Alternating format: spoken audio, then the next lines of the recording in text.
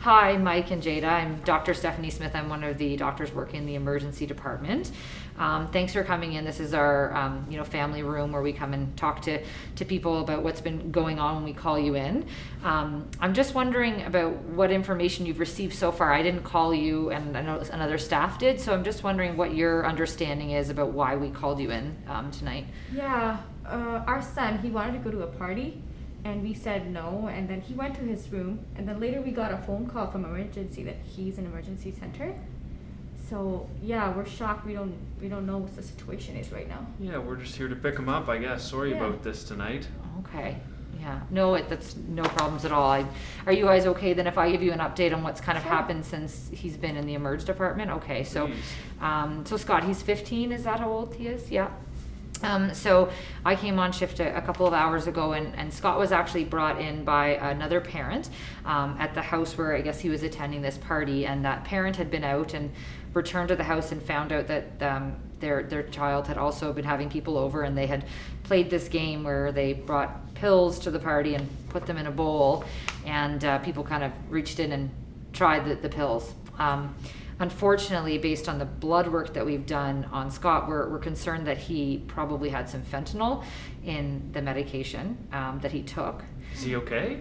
Unfortunately, right now we have Scott intubated with a breathing tube, and we've done CPR on him, as did the paramedics as well. And right now, it doesn't look like he would probably survive this. We're keeping him alive right now with the breathing machine and some medications that we're giving him right now. I'm really sorry to tell you this. We did everything that we could. We gave the medications we could to reverse this, but unfortunately by the time he came to us, it was too late for that. What was too late? It was too late for us to do our resuscitation to help him. By the time he came to the hospital, he had been, it sounds like they did some CPR at the house as well. And by the time he came into the hospital, we were unable to get him back. So we did put the breathing tube down to try to help, but he's alive right now? What is next? What's going to happen? So right now we do have the breathing tube that's there. We do not think that he had oxygen going to his brain for probably about 20 minutes. And when that happens, it often means that your brain would not function anymore. So he would not breathe on his own if we took that breathing tube out, unfortunately. So right now we're keeping him alive because we knew that you would want to see him. And so we wanted to keep him alive until you could come say your goodbyes, unfortunately. How do you know that he doesn't have any brain function? It's a very good question. We do tests to assess for that, and we have been able to recognize that there is not indications that he would still have brain function at this time. Shouldn't we wait a few days? We can decide to wait, and he could stay intubated, and he could go to the ICU, and we can redo those tests tomorrow. That is definitely possible. If you would like a second opinion or a second assessment, that can be done as well.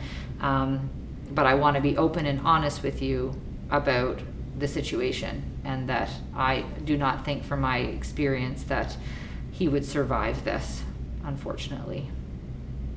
I can't believe this. This is a shock. I'm in shock right now. I think that's completely reasonable. Can we go see him? Yes, you can definitely go see him.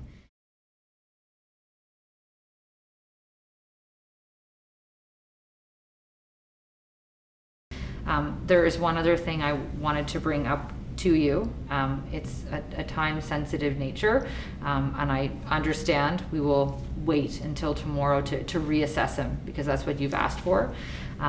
Something I would want you to think about is that if tomorrow it's decided that he can't maintain the breathing tube because he's a young, healthy 15-year-old, he would be someone that could donate his organs. Oh, wow. So I wanted to tell you that so you'd have time to think about it. I know this is Yeah, a lot of information to bring up, but I'd rather tell you about it now than it not come up at all and you wonder about it. Oh, wow, we never thought it's gonna come up to this. What does that mean? Donate his organs. So how it works here at the hospital is if it's decided that he should be referred to the organ donation program, we have a team of individuals that come assess, and they would take some blood work and they would do some samples, and then they would see which organs would potentially be able to be donated. So at any time during the process, you can change your mind, but if you want to initially have those tests done, the team would assess, they would get that information back to us, and we would have another meeting with you to see how you were feeling about things and let you know what the options were at that time. So there's no pressure for you to have to make that final decision now. It would just be if you would like me to contact the team to assess the situation. Yeah, we certainly need some time to think over that. We need to process this. Yeah, this is a huge for us, so. Thank you. Thank You're you. welcome. And I will gladly take you to see Scott now, okay? Okay. Thank you.